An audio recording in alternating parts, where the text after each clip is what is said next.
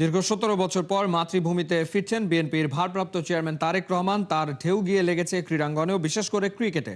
ক্রিকেটের সাথে মিশে আছে তারেক রহমানের ছোট ভাই বিসিবি ডেভেলপমেন্ট কমিটির সাবেক চেয়ারম্যান আরাফাত রহমান কোকোর নাম। তারেক রহমানকে নিয়ে ক্রিকেট অঙ্গনের মানুষের ভাবনার কথা বিপিএল এর প্রথম ভেন্যু সিলেটে শুনেছেন নাইয়ান বিন জসিম। লন্ডন থেকে দীর্ঘ ১৭ বছর পর দেশে ফিরছেন বিএনপির ভারপ্রাপ্ত চেয়ারম্যান তারেক রহমান। যখন দেশের মাটিতে পা রাখবেন তার আগে এই সিলেটের মাটি স্পর্শ করবে তাকে বহনকারী বিমানটি। একদিকে খেলার মাঠে বিপিএলকে ঘিরে উন্মাদনা, অন্যদিকে তারেক রহমানের দেশে ফেরাকে ঘিরে রাজনীতির মাঠে উষ্ণতা। যদি উনি সিলেট নেমে আসলে কিছুক্ষণ থাকতে পারতেন তাহলে খুব ভালো হতো, কারণ আমি মনে করি যে বাংলাদেশের one of the best leader উনি আসলেন। অবশ্যই আমরা সবাই এক্সাইটেড একটা লিডারকে দেখতে পাবো, যদিও এটা ঢাকায় ওনাকে দেখা যাবে। রিসেন্টলি তো একটা প্রোগ্রামে বলেছেন যে হামজার মতো প্লেয়ার উনি বা আরও প্রডিউস করতে চান, বা এরকম হামজার মতো হও তোমরা। সো আশা করবো যে আমরা স্পোর্টসটাও আসলে দুর্নীতিমুক্ত হবে এবং উনার সময়টা ক্রিকেটটা বা যে কোনো স্পোর্টসটা অনেক দূরে এগিয়ে যাবে যদি উনি সরকার প্রধান হন। আরাফাত রহমান কোকো ভাই, আমি মনে করি যে বাংলাদেশ ক্রিকেটের আধুনিকায়নের আসলে যে রূপকার ছিলেন, উনি আসলে রূপকার ছিলেন এবং ওনার সাথে আমাদের অনেক সময় কেটেছে এবং ওনাকে আসলে সত্যি মিস করি।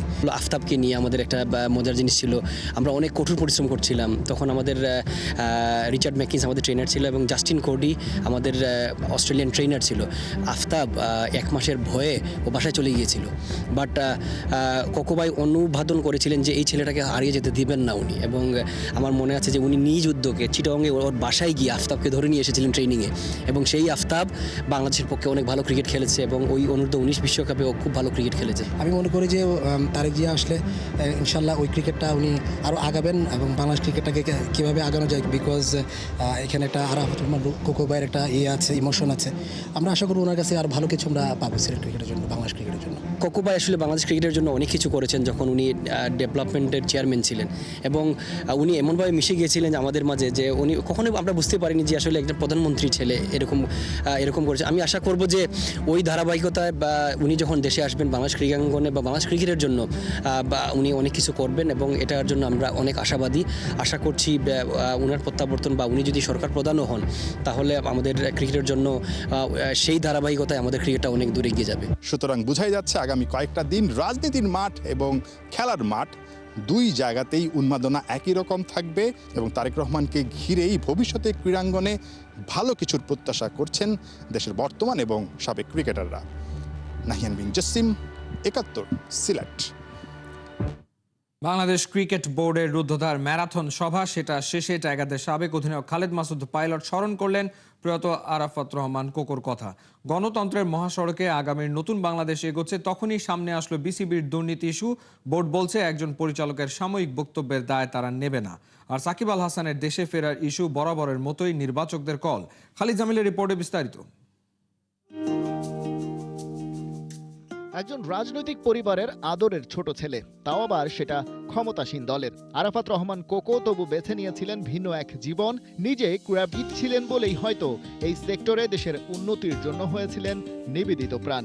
আজকের সাকিব তামিম মুশফিকদের খুঁজে বের করে এনে তাদের প্রমোট করা, স্ট্যাবলিশ করা ন্যাশনাল টিমে এমন অনেক কাজের অন্যতম কারিগর ছিলেন। তবে এসব ব্যস্ততার ফাঁকে বিসিবির সাবেক এই গেম ডেভেলপমেন্ট চেয়ারম্যান যেটা টু দ্য পয়েন্টে মেনটেন করেছেন, ২২ গজের ওই খেলাটা যেন মূলধারার রাজনীতির বাইরে থাকে।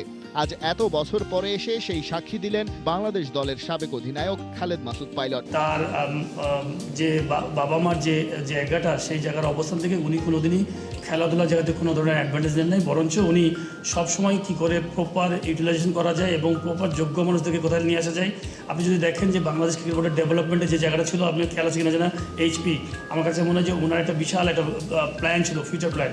এবং ওই সময় আমি জানা মতে তখন আমরা কেবল ন্যাশনাল টিমে খেলছি, পিছনে মুশফিক, তামিম বা যারা ছিলেন, আমার কাছে মনে হয় দেখেন ওই সময়টা রিচার্ড ছিলেন আমাদের কোচ। সুপার চমৎকার কাজ হচ্ছিল। তবে সবসময় স্মৃতিচারণ করেই ক্ষান্ত হলেই তো হয় না, ভবিষ্যতেও তাকাতে হয়। বিসিবির বুধবারের সভাটা তেমন কিছু ইস্যুতেই। দেশ যখন নতুন নেতৃত্বের আগমনে নতুন বাংলাদেশ বিনির্মাণের স্বপ্নে বিভোর, তখনই সবাই দুরু দুরু বুকে জানতে পারছে সবচেয়ে সমৃদ্ধ ক্রীড়া কাঠামোর দুর্নীতির খবরে। বিসিবির এক পরিচালক দাবি করছেন, সম্প্রতি করাপশন ভলিউম কয়েক গুণে ছাড়িয়ে গেছে, এমনকি পতিত স্বৈরাচারী সরকারের আমলকেও। বোর্ড অবশ্য বলছে এটা স্রেফ স্লিপ অফ টাং। উনি কিন্তু কোথাও বুলবুল ভাইয়ের কথা বলেন নাই, এরকম কোনো কথা মানে একদম স্পেসিফিক কোনো নামটা কিন্তু বলেন নাই। 15 বছরের ব্যয় আয় বা আপনার 6 মাসের আয় বা ব্যয়, এই দুইটা কি কখনো, বা যে অ্যাক্টিভিটিস থাকে সেটা কখনোই এক জায়গায় মিলে না, কোনোভাবেই সংখ্যায় মিলবে না। হ্যাঁ, খুবই অনেস্টলি বলবো যে এটা যে কোনো ধরনের স্লিপ অফ টাং যে কারো জন্য বিব্রত হতে পারে। কেবল দুর্নীতি নয়, আমিনুল ইসলাম বুলবুলের বোর্ড আরও বেশ কিছু ইস্যুতে সম্প্রতি নেতিবাচক খবরের শিরোনামে। বিশেষ করে নারী ক্রিকেটারদের সাথে অনৈতিক আচরণের যে অভিযোগ, সেই ইস্যুরও বেশ খানিকটা সময় পেরিয়ে গেছে, কিন্তু বোর্ড পৌঁছতে পারেনি গ্রহণযোগ্য সমাধানে। জাহানারা আলমের যে লিখিত বক্তব্য, এটা বোর্ড ওনারা কমিটি যেটা আছে ইনকোয়ারি কমিটি, ওনারা রিসিভ করেছেন এবং ওনারা বলেছেন যে সেই লিখিত বক্তব্যের আলোকে আরও ফার্দার ইনভেস্টিগেশন করা প্রয়োজন এবং আরও ওখানে যেই সকল ব্যক্তি বা যে সমস্ত ইনসিডেন্ট বা আলামতের কথা বলা হয়েছে ওই জন্য আরও সময় প্রয়োজন। তো তদন্ত কমিটি 31শে জানুয়ারি পর্যন্ত সময় চেয়েছেন, এর মধ্যে ওনারা ইনভেস্টিগেশন কমপ্লিট করতে পারবেন। নির্বাচনের রোডম্যাপ এখন জনসাধারণের সামনে। রাজনৈতিক ডামাডোলে ক্রিকেটেরও রং গেল 2 বছরে পাল্টেছে নানাভাবে। তবে দেশের ইতিহাসের সেরা ক্রিকেটার সাকিব আল হাসানের নির্বাসন শেষ হয়নি। সেটা তার রাজনৈতিক পরিচয়ের কারণেই, যদিও অবসরটা তিনি নিতে চেয়েছেন জন্মভূমি থেকেই। তবে ক্রিকেটের অভিভাবক সংস্থার কাছে তথ্য এখনো সেই আগেরটাই, সাকিবের ন্যাশনাল টিমে ফেরা অথবা না ফেরা পুরোপুরি নির্বাচকদের কল। এখন হয়তো উনি বাংলাদেশে নেই বা নট অ্যাভেলেবল ফর সিলেকশন, সেটাই তো কোনো এক সময় যখন উনি যদি আসে, তো অবশ্যই যদি looking at his fitness and form, তো হয়তো আমার মনে হয় উনি বহু বছর খেলা চালিয়ে যেতে পারবেন এবং হয়তোবা আমরা তার খেলা দেখতেও আগ্রহী, কোনো সময় হয়তোবা খেলবেন। এত সব মন খারাপের খবরের মধ্যে ভালো খবরও অবশ্য আছে। আন্ডার 19-এর পর আর কোনো টুর্নামেন্টের অভাবে বয়সভিত্তিক পর্যায় থেকে উঠে আসা ক্রিকেটারদের যাচাই করার সুযোগ ছিল সীমিত। এবার তাই অনূর্ধ্ব 23 পর্যায়ের টুর্নামেন্টও আয়োজনের সিদ্ধান্ত হয়েছে বুধবারের বোর্ড সভায়। খালিদ জামিল, 71। টিকিট ছাড়া খেলা দেখতে আসলেই বিপত্তি। নিরাপত্তা নিয়ে এবার সিলেটে থাকবে কড়াকড়ি। সিলেটে প্রথম 2 ম্যাচের টিকিটই সোল্ড আউট। প্রথম ম্যাচে হবে সিলেট আর রাজশাহীর লড়াই। নোয়াখালী আর রংপুর বাদে 5 দল আজ সিলেটে অনুশীলন করেছে। সিলেট থেকে নাহিয়ান বিন জসিমের পাঠানো রিপোর্ট। এই তো নেদারল্যান্ডসের বিপক্ষে সিরিজেও দর্শকরা এভাবেই নিরাপত্তা বলয় ভেঙে মাঠে ঢুকে যায়। এবার অবশ্য ফাও খেলা দেখতে আসা দর্শকদের জন্য কড়া বার্তা। ফাও খেলা দেখতে আসা লোকজনের কারণে কিন্তু নিরাপত্তা বিঘ্নিত হয়। এবার এটা আমরা শক্তভাবে দেখব। নিরাপত্তার ইস্যুটা আমাদের সবার আগে। কয়টা স্তরের আসলে নিরাপত্তা ব্যবস্থা থাকছে বা কি কি এক্সট্রা নিরাপত্তা ব্যবস্থা থাকছে? আচ্ছা, আমাদের তো এই যে ইনার একটা সিকিউরিটি সিস্টেম আছে, আউটারে একটা আছে, মোবাইল আছে, স্ট্রাইকিং আছে। এর বাইরেও আমাদের এই যে এক্সট্রা যে সকল জায়গায় আগে মানে আনঅ্যাটেন্ডেড ছিল সেগুলোতেও আমরা এবার পর্যাপ্ত ফোর্স দিব। বিপিএল ঘিরে রংপুর রাইডার্স বাদে সিলেটে পৌঁছে গেছে বাকি 5 দল। প্র্যাকটিসে ফুরফুরে মেজাজে শান্ত মুশফি। আগের আসরে সবচেয়ে বিতর্কিত দল রাজশাহীর এবার মালিকানা আর নাম দুইটাই বদলেছে। হান্নান সরকারের দল ভাগ্যটাও বদলে ফেলতে মরিয়া। শুরু থেকেই ওরা পাচ্ছে 6 বিদেশি ক্রিকেটার। দলের শক্তি নিয়ে আত্মবিশ্বাসী নেপাল থেকে উড়ে আসা Sandeep Lamichhane. All are excited as a unit for the first game against Sylhet and we're definitely going to give our best. তবে শুরুতেই রাজশাহীর জন্য বড় চ্যালেঞ্জ। উদ্বোধনী ম্যাচে স্বাগতিক সিলেট ওদের প্রতিপক্ষ। পারভেজ ইমন, নাসুম আহমেদের জন্য বিপিএল বিশ্বকাপের প্রস্তুতির মঞ্চ। আমাদের প্র্যাকটিস সেশনগুলো খুব ভালো হয়েছে, আমরা খুব ভালো প্রিপারেশন নিয়েছি, ইনশাআল্লাহ দেখা যাবে। নিলামে কোটি টাকায় নাইম শেখকে কিনে চমক দেখিয়েছে চট্টগ্রাম, কিন্তু শুরুতেই চট্টগ্রাম রয়্যালসের পেশাদারিত্ব প্রশ্নবিদ্ধ। বাকি সব দল দারুণভাবে বাসে ক্রিকেটারদের ব্র্যান্ডিং করলেও ব্র্যান্ডিং নেই শুধু চট্টগ্রামের বাসে। তবে আসর শুরুর আগেই ঢাকার ক্রিকেটাররা খুশি 25% পারিশ্রমিক বুঝে পেয়ে। মাঝে অনেক বিতর্ক হয়েছে, অনেক কিছু হয়েছে, বাট এবার আমি পার্সোনালি বলতে পারি যে আমাদের যে স্কোয়াড আছে, স্কোয়াডের সবাই বেশ হ্যাপি। 26 ডিসেম্বর শুক্রবার বিকেল 3টায় বিপিএল এর উদ্বোধনী ম্যাচে মুখোমুখি হবে সিলেট ও রাজশাহী। নাহিয়ান বিন জসিম, 71। টি-20 বিশ্বকাপ থেকে বাদ পড়েছেন শুভমান গিল। 16 বছর পর বিজয় হাজারে ট্রফিতে ফিরলেন বিরাট কোহলি। এক যুগ পর টুর্নামেন্টে ফিরেই তুলে নিয়েছেন শতক। তার সেঞ্চুরির দিনে দলও পেয়েছে স্বস্তি জয়। কোহলির দাপুটে ব্যাটিং ভক্তদের আশা দেখাচ্ছে আরও এক টুর্নামেন্ট খেলে বিদায় নিতে পারবেন বিরাট। আবু নাইমের রিপোর্ট। বসে খেলে নাকি রাজার গোলাও ফুরিয়ে যায়। আর এ তো ক্রিকেট, খেলার বাইরে থাকলে হয় ছন্দপতন। আর দলটা যখন ইন্ডিয়া, তখন ছন্দপতনে দল থেকে বাদ পড়াটা স্বাভাবিক ঘটনাই বটে। তাই তো খেলার মধ্যে থাকতে বিরাট কোহলির মতো ক্রিকেটারকেও 15 বছর পর ফিরতে হয় বিজয় হাজারে ট্রফির মতো টুর্নামেন্টে। কোহলি যা করেন, যেখানে খেলেন নিজের সেরাটা দেওয়ার চেষ্টা করেন, হোক সিরিজ কিংবা ঘরোয়া ক্রিকেটের খেলা। এই ব্যাটার জান লাগিয়ে খেলেন, যার প্রমাণ মিলেছে আরও একবার। দিল্লির হয়ে খেলতে নেমে অন্ধ্রপ্রদেশের বিপক্ষে করেছেন সেঞ্চুরি। 101 বল খেলে করেছেন 131 রান। টিপিক্যাল কোহলি ইনিংস যাকে বলে। তবে মুড়ি মুরগির মতো শতক করা কোহলি এই ম্যাচ দিয়ে ফর্মে থাকার মেসেজ পাঠিয়েছেন কোচ গৌতম গম্ভীরের কাছে।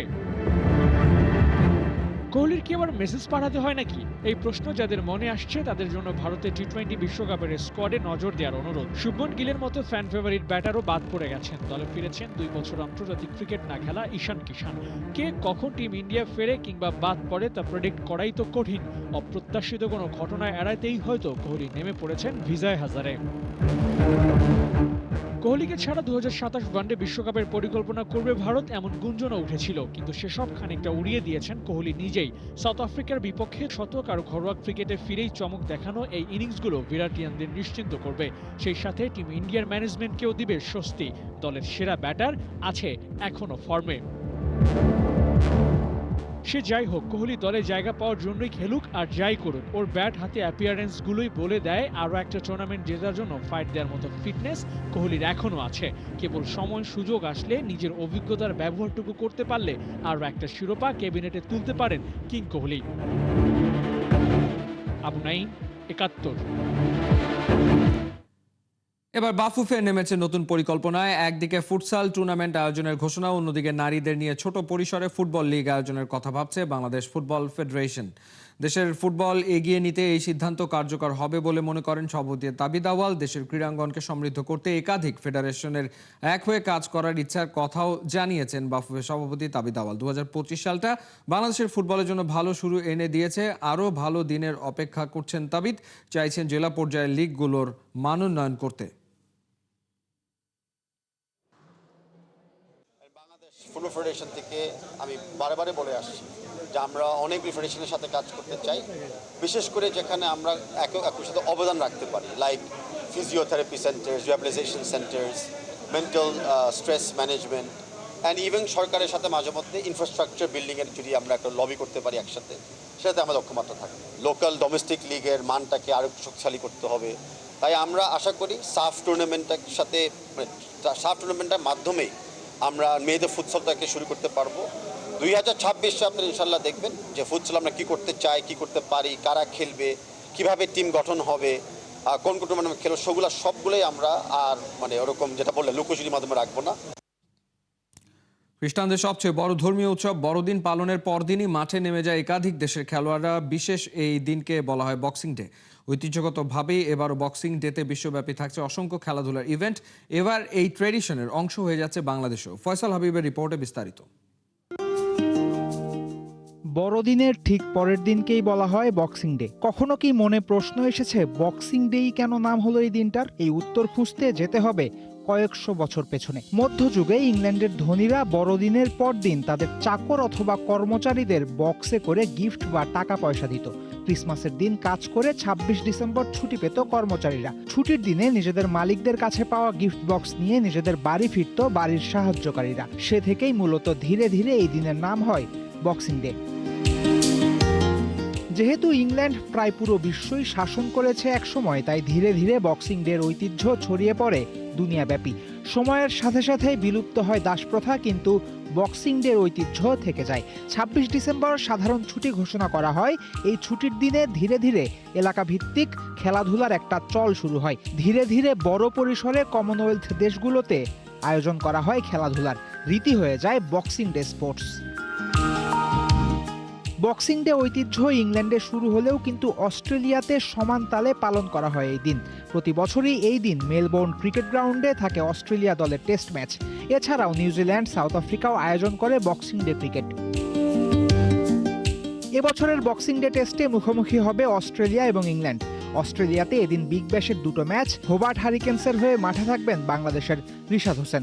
নিউজিল্যান্ডের ঘরোয়া টি-20 আসর সুপার স্ম্যাশও শুরু হচ্ছে বক্সিং ডেতে। বক্সিং ডেতে আন্তর্জাতিক ক্রিকেট না থাকলেও সাউথ আফ্রিকায় এদিনই শুরু হচ্ছে এসএ-20। এদিন ভারত এবং শ্রীলঙ্কা নারী দল খেলবে 5 ম্যাচ টি-20 সিরিজের তৃতীয় ম্যাচ। আইএল টি-20তেও ম্যাচ আছে বক্সিং ডেতে। বাংলাদেশের বিপিএলও শুরু হচ্ছে বক্সিং ডেতে। তাই এবছরের বক্সিং ডে স্পোর্টসের একটা অংশ বিপিএল এর 12তম এডিশন। ইংল্যান্ডে বক্সিং ডে ফুটবল অনেকটা পবিত্র বিষয়। এদিন সব পর্যায়ের ফুটবল লিগেই থাকে ম্যাচ। এবারের বক্সিং ডেতে ইংল্যান্ডের 9টা ভিন্ন লিগে মোট 82 ম্যাচ মাঠে গড়াবে। চ্যাম্পিয়নশিপের ম্যাচে লেস্টার সিটি লড়বে ওয়াটফোর্ডের বিপক্ষে। আর প্রিমিয়ার লিগে বক্সিং ডের একমাত্র ম্যাচে মাঠে নামবে ম্যানচেস্টার ইউনাইটেড এবং নিউক্যাসল ইউনাইটেড। এছাড়াও বক্সিং ডে স্পোর্টসের একটা বড় অংশ জুড়ে থাকে ঘোড়ার রেস। প্রায় প্রতিটা দেশেই আয়োজন করা হয় বিশেষ ঘোড়দৌড়। তাছাড়াও নিউজিল্যান্ড, অস্ট্রেলিয়া, সাউথ আফ্রিকায় ক্রিকেটের পাশাপাশি রাগবিও আয়োজন করা হয় বক্সিং ডেতে। ধর্মীয় উৎসবের উপলক্ষ থেকে শুরু হলেও এখন বক্সিং ডে মানেই খেলাধুলা। এ থেকেই যেন প্রমাণ হয় খেলাধুলা ছাড়া কোনো উৎসব পূর্ণতা পায় না। ফয়সাল হাবিব, ৭১।